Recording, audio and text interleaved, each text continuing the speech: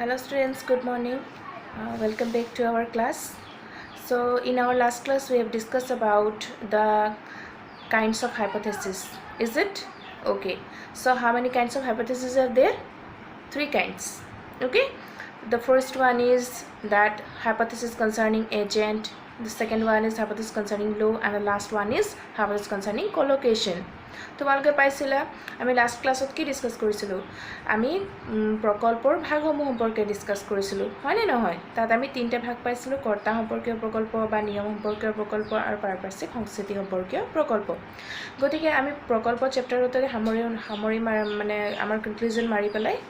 আমি আমাৰ exam start কৰিলো দেন আকৌ আমি আমাৰ ক্লাছত এতিয়া জাম্প কৰো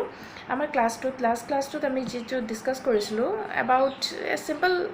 conception of hypothesis that discuss কৰাৰ পিছত আমি এতিয়া মুভ কৰিম আমাৰ যেটো main topic okay main topic to হৈছে once again we can divide it hypothesis into 3 kinds it is given by Alan Turing the famous logician clear yet কি কৰিছে আমাৰ প্ৰকল্প সম্পৰ্কে আমি আকৌ ডিফাইন কৰিম ইয়াত ডিভিজন কৰা হৈছে যেহেতু আমি তিনটা কাইন্ডস পালোই প্ৰকল্পৰ আকৌ আমাৰ প্ৰকল্পৰ তিনটা কাইন্ডস আছে যেটো Alan Turing এ ডিভাইড কৰিছে in modern era or in modern period Alan Turing divided hypothesis into 3 kinds clear তোমালোকৰ মাজত যেটো কনফিউজন হ'ব যে what are the kinds of hypothesis তাক লৈ পেনে যেতিও কনফিউজন হ'ব তেতিয়া তোমালোকে এটা কনসেপ্ট ক্লিয়াৰ হৈ থাকিবা তাত Alan Turing ৰ কথা দিছে নে নাই মডাৰ্ন এৰা বুলি তাত মানে মেনশন কৰিছে নে নাই ওকে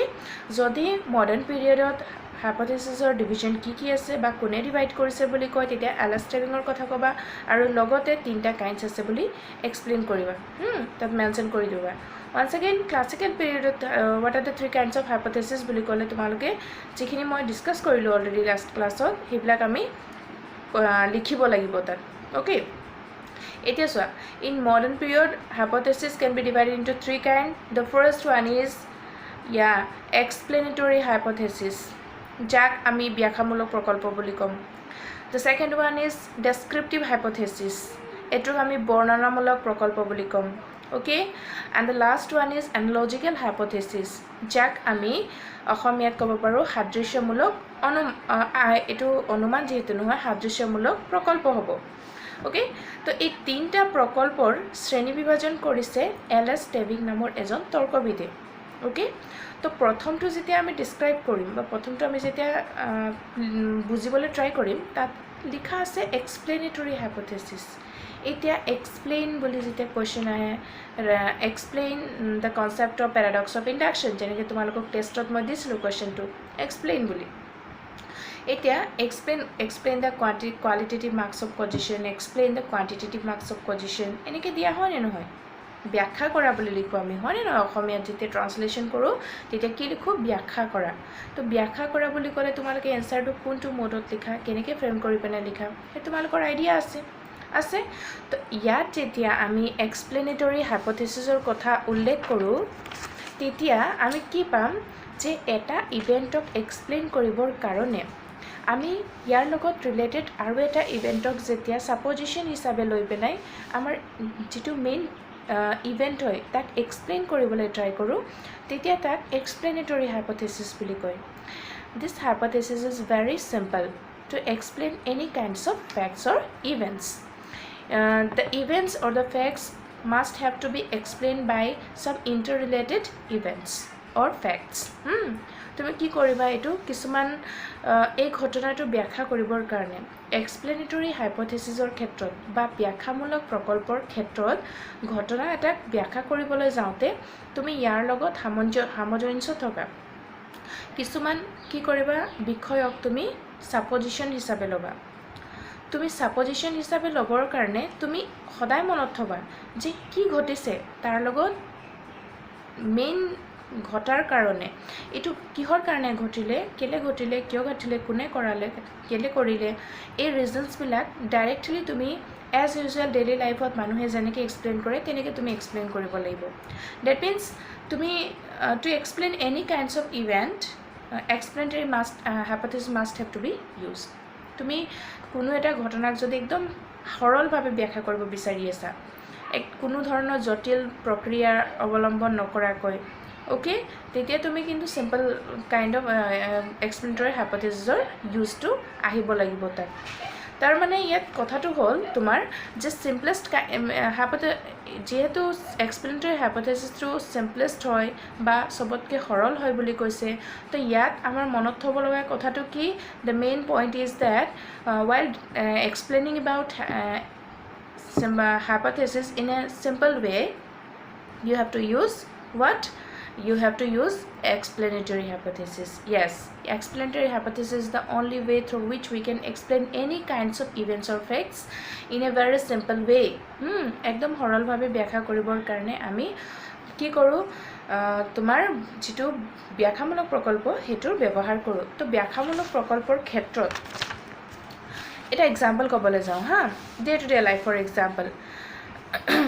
ঘৰত কিবা এটা বস্তু নাইকিয়া হ'ল the first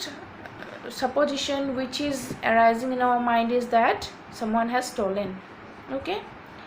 কোনোবাই চুৰ কৰি লৈ গ'ল কোনটো যেটো বস্তু হেৰালে that is called explanatory hypothesis. ঘটনাটো কেনেকৈ ব্যাখ্যা কৰিলা কোনোবাই চুৰ কৰি লৈ গ'ল হৈ গ'ল ঘটনাটো তুমি কেনেকৈ ব্যাখ্যা কৰিছা যে আজি ঘৰত এটো বস্তু নাই that means কোনোবাই এটো বস্তু চুৰ কৰি লৈ গ'ল তো এইটোৱে হ'ল তোমাৰ explanatory hypothesis. তাৰ মানে তুমি কোনো এটা ইভেন্টক এক্সপ্লেইন কৰিবৰ কাৰণে সিম্পল ৱেত একেবাৰে সিম্পল ৱেত ইভেন্টক এক্সপ্লেইন কৰিবৰ কাৰণে যেতিয়া তুমি ইয়াৰ লগত ৰিলেটেড এটা জাস্ট এজাম্পশনক এক্সপ্লেইন কৰি দিবা তেতিয়া ই হৈ যায় এক্সপ্লেনেটৰি হাইপোথেসিস. নিউটনে কি কৰিলে why the apple is falling on the ground নিউটনে ক'লে as the assumption is that maybe it is the gravitational force. Maybe because of the gravitational force the apple is falling on the ground. So etu হৈ গ'ল scientific example আৰু আমাৰ ordinary life or example to হৈ গ'ল যে কিবা এটা বস্তু যদি ঘৰৰ পৰা চুৰ হৈছে নাইকিয়া হৈছে চুৰ হৈছে এটো আমি পিছত assumption ধৰিম কিবা এটা বস্তু যদি ঘৰৰ পৰা নাইকিয়া হৈছে the first assumption is that someone has stolen that thing. Okay, so that is called explanatory hypothesis. Clear? The second to কি ক'লে তোমাৰ descriptive hypothesis. ডেসক্ৰিপটিভ হাইপোথেসিস বা তোমাৰ বৰ্ণনামূলক প্ৰকল্প ওকে বৰ্ণনামূলক প্ৰকল্পটো আকৌ অকমান ডিফাৰেন্ট হয় এটুত কি কৰা হয় তুমি এটা ইভেন্টক এক্সপ্লেইন কৰিবলৈ যাবা কিন্তু তাত এটা প্ৰবলেম এৰাইজ হয় কি যে the event is not simple তুমি তাক সৰলভাৱে ব্যাখ্যা কৰিব নোৱাৰা আমাৰ লাইফত চোৱা আমি সদায় সিম্পল ইভেন্টবিলাক পাই নাথাকো যিবিলাক ঘটনা ঘটি আছে the events are very much difficult and complex okay ঘটনাবিলাক বহুত কমপ্লেক্স হয় কমপ্লেক্স হোৱাৰ কাৰণে জটিল হোৱাৰ কাৰণে আমি সদায় সৰলভাৱে যেহেতু ব্যাখ্যা কৰিব নোৱাৰো তেতিয়াহ'লে আমি কিবা এটাতো টেকনিক ল'ব লাগিব কিবা এটাতো মেথড ইউজ কৰিব লাগিব যাৰ থ্ৰুদি আমি এই ইভেন্টক এক্সপ্লেইন কৰিব পাৰিম তো ডেসক্ৰিপটিভ হাইপোথেসিসৰ ক্ষেত্ৰত হেতুৱে হয় to explain any kind of complicated events we have to use the form of descriptive hypothesis.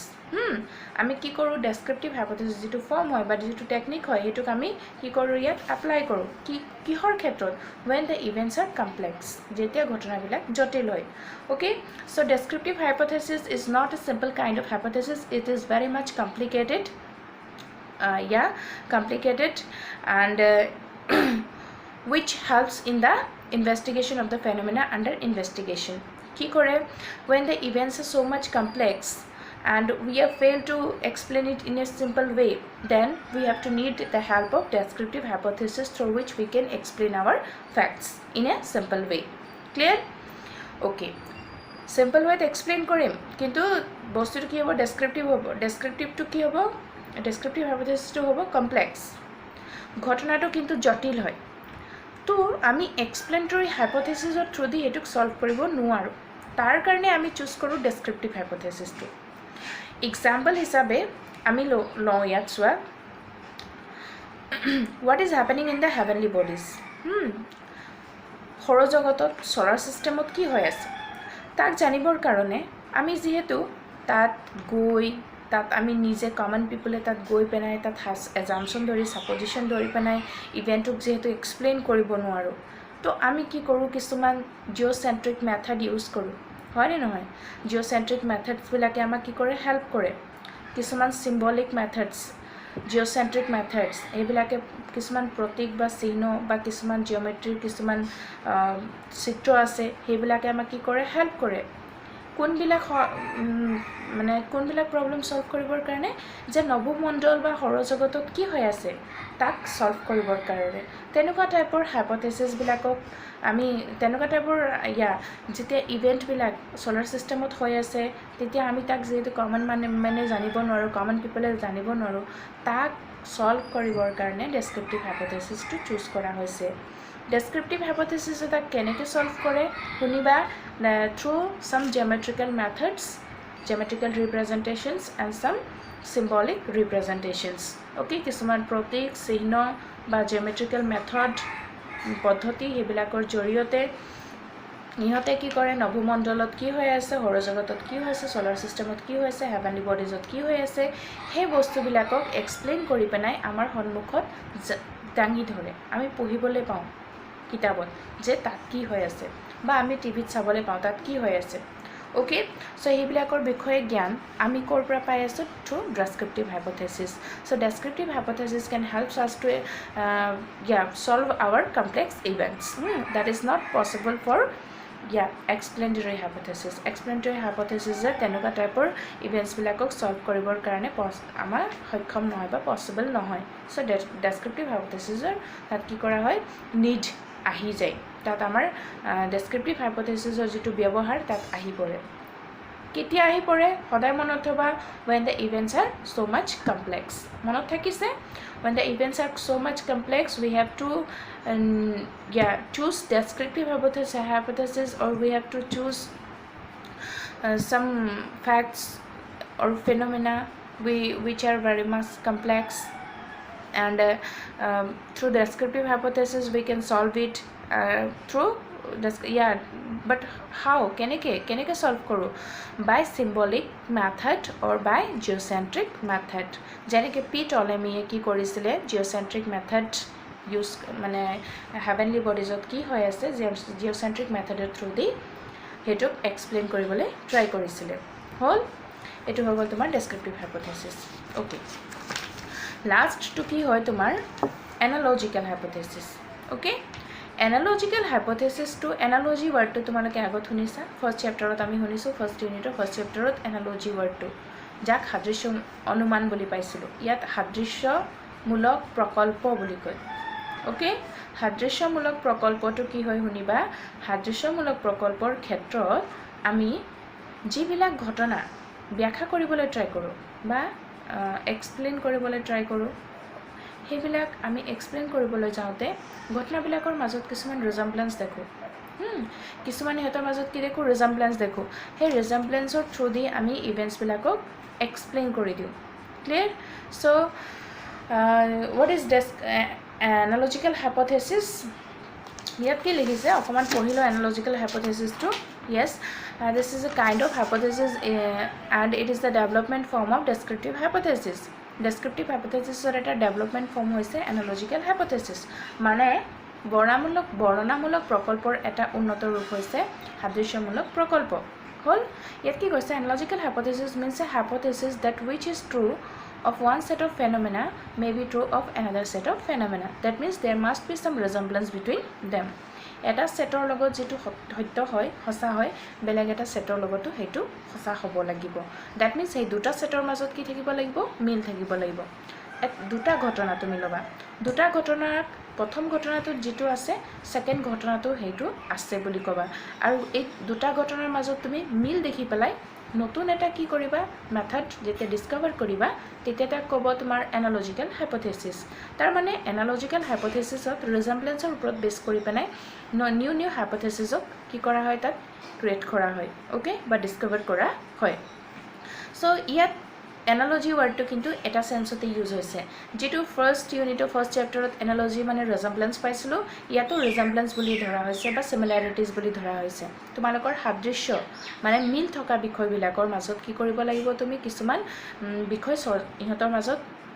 বিষয়বিলাকৰ মাজত চৰ্চা কৰিবা আৰু যেটো বিষয় মিল আছে এই বিষয় দুটা কি কৰিবা একেলগ কৰি পেনে নতুন এটা নতুন এটা লজ নীতি কিছুমান সেইটো আৱিষ্কাৰ কৰিবা তেতিয়া তোমাক ক'ব ইয়াত এনালজিকেল হাইপথেচিছৰ এপ্লাই কৰিছা বুলি তাৰ মানে এনালজিকেল হাইপথেচিছ কেতিয়া এপ্লাই হ'ব যেতিয়া দুটা ইভেন্টৰ মাজত কি দেখা পাব মিল দেখা পাব সামঞ্জস্য দেখা পাব সেই দুটা সামঞ্জস্যক তুমি লৈ আহিবা আৰু লৈ আহি পেলাই নতুন এটা লজ তুমি ক্ৰিয়েট কৰিবা বা ডিস্কভাৰ কৰিবা তেতিয়া এনালজিকেল হাইপথেচিছৰ থ্ৰু দি তুমি তাক ডিস্কভাৰ কৰিছা বুলি কোৱা হ'ব ওকে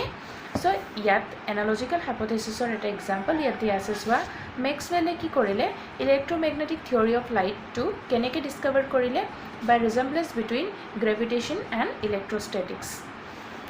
গ্ৰেভিটেশ্যন আৰু ইলেক্ট্ৰষ্টেটিক্স নামৰ দুটা ল ঠিক আছে মধ্যাকৰ্ষণ শক্তি আৰু তোমাৰ বিদ্যুৎ চুম্বকীয় শক্তি এই দুটা শক্তিৰ মাজত কি কৰিলে কিছুমান সামঞ্জস্য দেখিলে আৰু সামঞ্জস্য দেখি পেলাই নতুন এটা ল ডিস্কভাৰ কৰিলে এটো হৈছে ইলেক্ট্ৰমেগনেটিক থিয়ৰী অফ লাইট তাৰ মানে মেক্সৱেলে ইলেক্ট্ৰমেগনেটিক থিয়ৰী অফ লাইটটো কেনেকৈ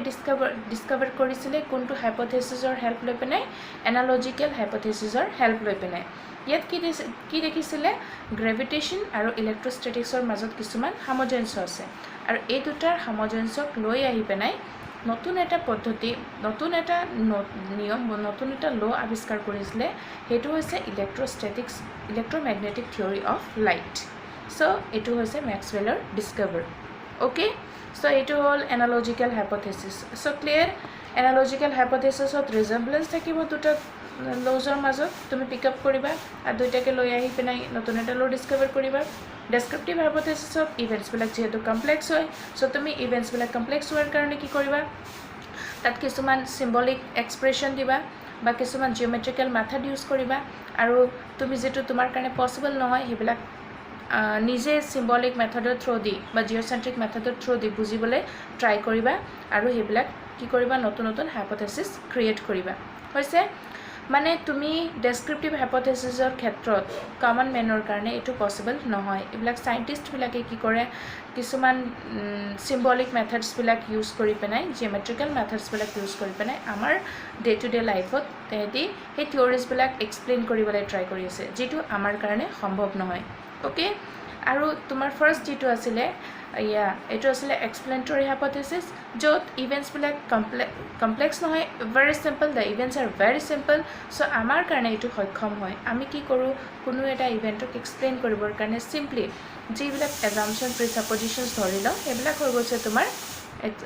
এক্সপ্লেনেটৰী হাইপথেচিছ ক্লিয়াৰ এক্সপ্লেনেটৰী হাইপথেচিছটো আমাৰ ডে টু ডে লাইফত আমি ইউজ কৰি আছোঁ আমাৰ কাৰণে এটো সম্ভৱ হয় ডেসক্ৰিপটিভ হাইপথেচিছটো আমাৰ কাৰণে সম্ভৱ নহয় এটো কমপ্লেক্স হৈ যায় সো সাইন্টিষ্টবিলাকে এইবিলাক